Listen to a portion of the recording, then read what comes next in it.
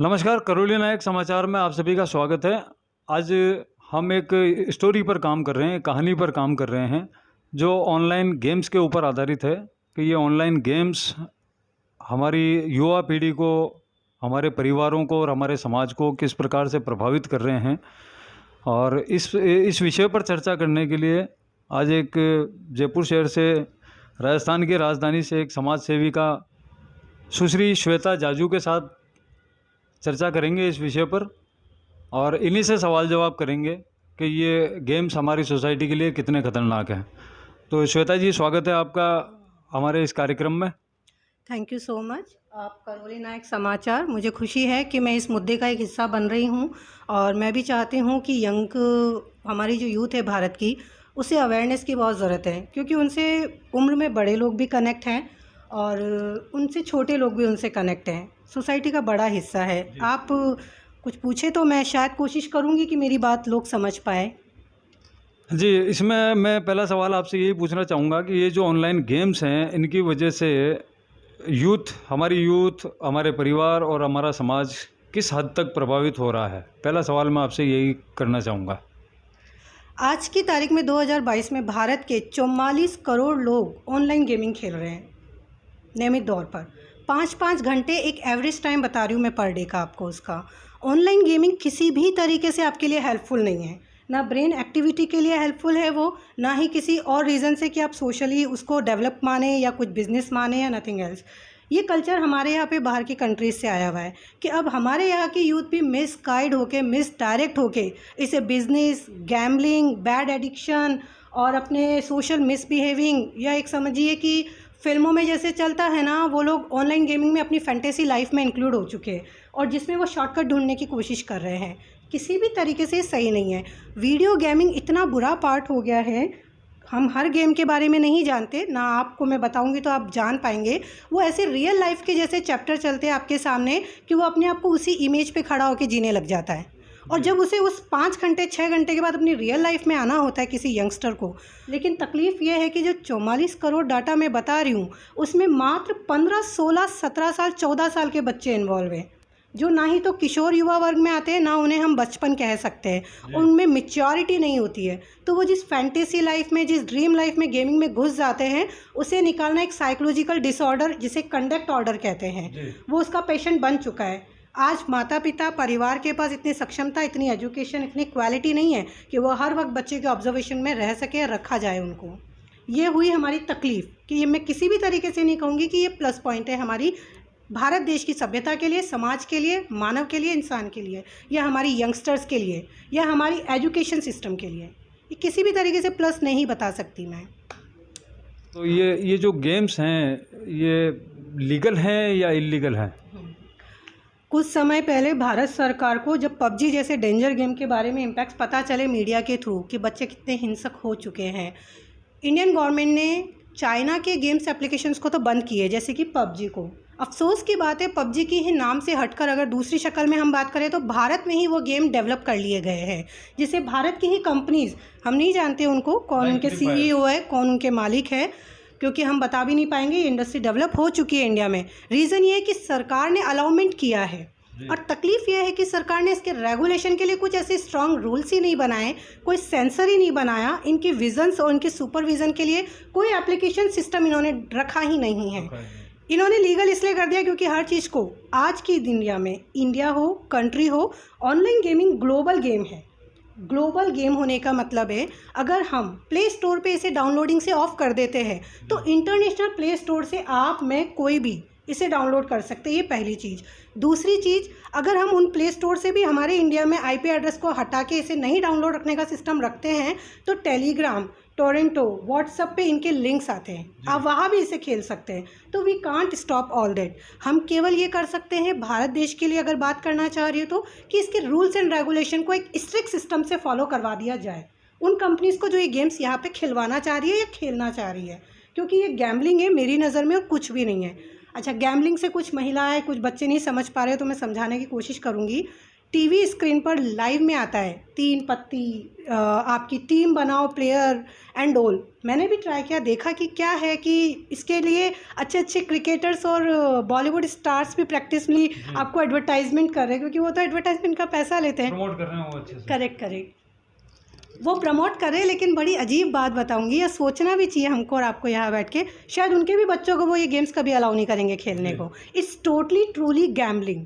जैसे हम लोग अपनी लैंग्वेज में सट्टा कह सकते हैं, किस्मत आजमाना कह सकते हैं। इसमें बच्चे टीम बनाते हैं, या फिर बच्चे राइवल हो जाते हैं, या बच्चे एक दूसरे से चोरी करके पैसा यूज़ करते हैं, या तो उसके बैंक अकाउंट को यूपीआई में जोड़ेंगे या उसको। अच्छा, इसके बैड इम्पैक्ट डायरेक्टली अगर फेस कर रहे हैं ना हम, तो जो ऑनलाइन स्कैम्स हो रहे हैं, जब आप इन गेम्स पे रजिस्टर्ड हो जाते हैं तो सारा डेटा आपका उन फ्रॉड कंपनीज को मिल जाता है, जिससे बैंकिंग डेटा जा रहा है, यूपीआई एड्रेसेस जा रहे हैं, आपके मोबाइल नंबर से ही हर एप्लीकेशन चल रही है, आपकी मेल आईडी से सब एप्लीकेशंस चल रही है, आप अपने मदर के फ़ोन से खेल रहे हैं, अपने फादर के फ़ोन से खेल रहे हैं, तो you are totally insecure with all this bloody games. Is totally not acceptable. अच्छा, सबसे अजीब बात है, जब पढ़ाई वाले बच्चों को तो शायद टाइम ही नहीं मिल रहा है ट्यूशन और पढ़ाई से, उसके बावजूद भी वो 4-4 5-5 घंटे अपना कहीं से निकाल रहे हैं। वो कहाँ से निकाल रहे हैं? सोचने की बात है कि वो रात को सोते भी नहीं होंगे।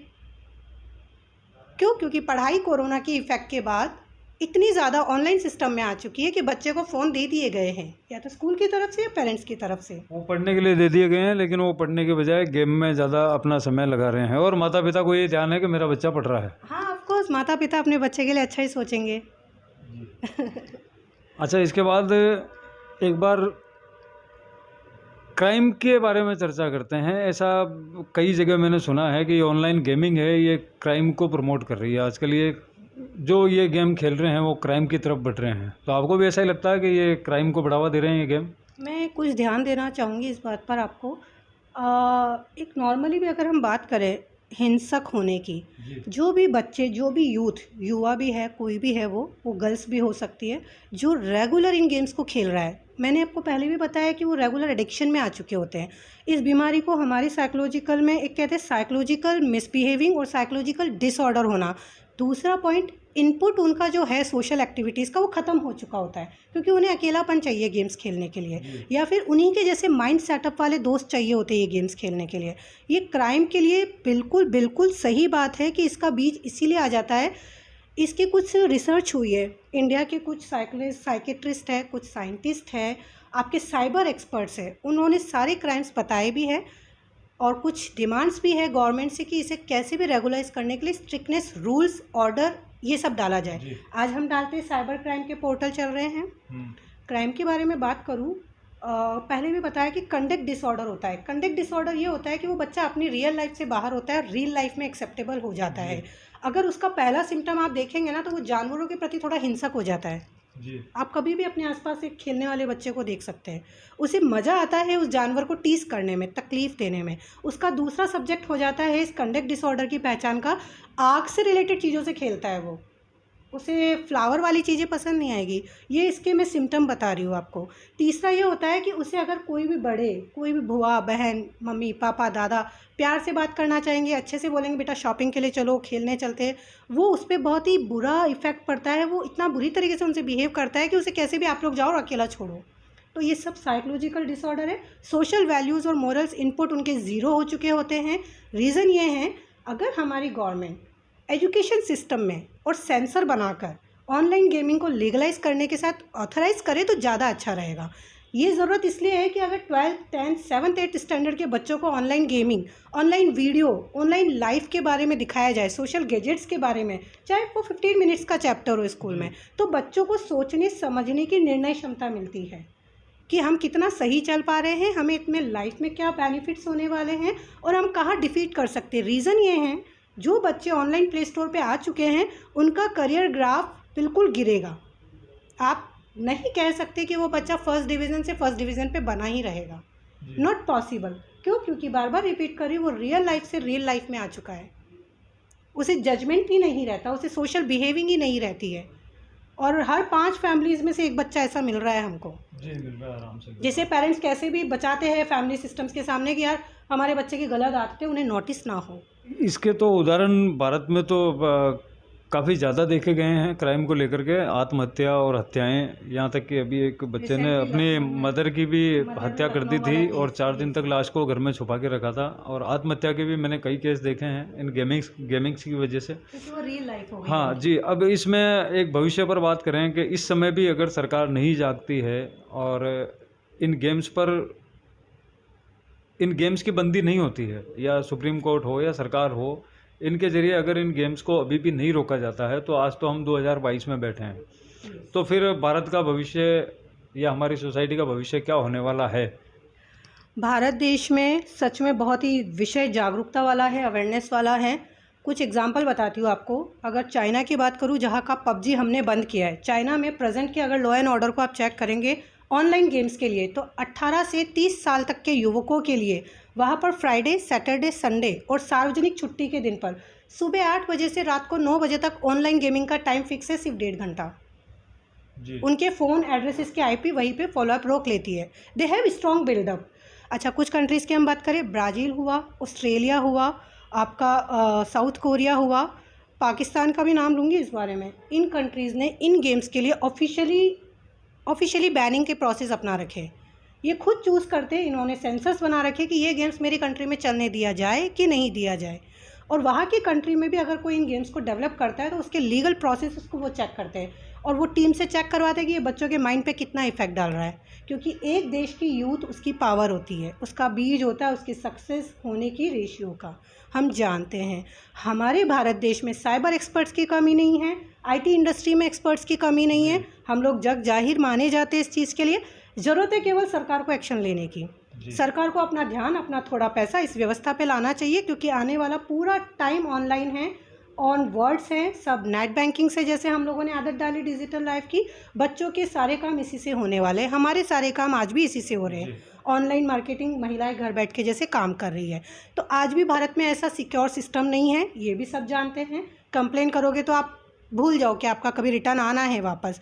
बच्चों को बचाना बहुत ही प्राथमिकता का विषय है, इसलिए ऐसे सेंसर और ऐसे स्कूल कोर्सेज, स्कूल चैप्टर्स, ऐसे सेशंस और राज्य स्तर पर, जिला स्तर पर, नेशनल स्तर पर इन पर रेगुलर विजन्स होने चाहिए, सुपरविजन्स होने चाहिए, और इनके ऊपर सेंसर ऑफिसेज बन जाने चाहिए जिसकी विजुअलिटीज़ की जा सके।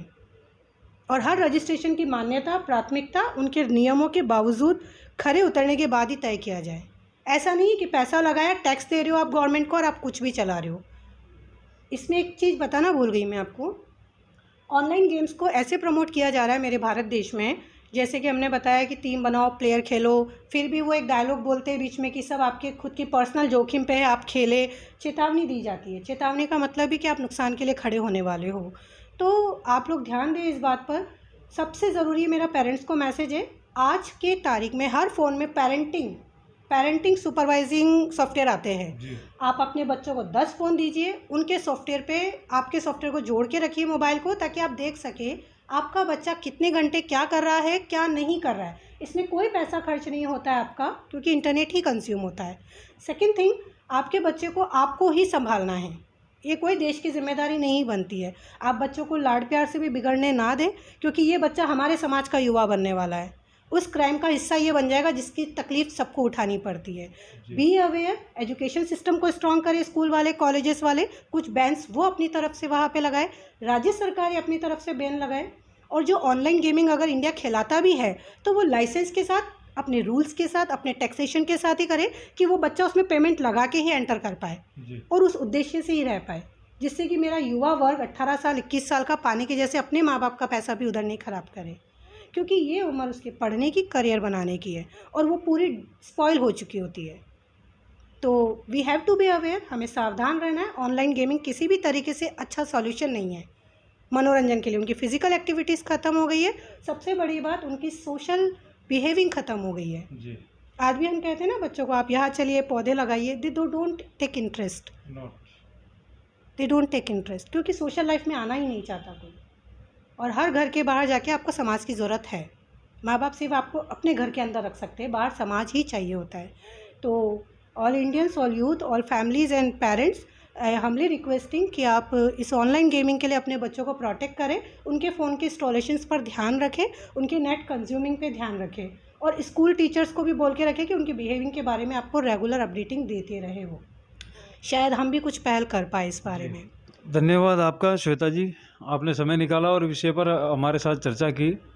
इसके अलावा हमारे चैनल के माध्यम से अवेयरनेस का काम करने वाली जितनी भी संस्थाएं हैं जो ये काम करती है, उन सभी से मैं ये विनती करना चाहूँगा, ये रिक्वेस्ट करूँगा कि इस विषय को लेकर के आप ज़रूर कुछ ना कुछ काम करें और इन बच्चों का भविष्य ख़राब होने से या मेरे भारत का भविष्य ख़राब होने से रोकने में सहयोग करें।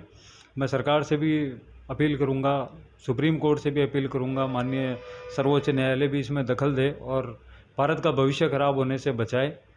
नमस्कार साथियों, अगले अंक में फिर मुलाकात होगी। मैं धर्मेंद्र वैष्णव, करौली नायक समाचार, जयपुर राजस्थान से।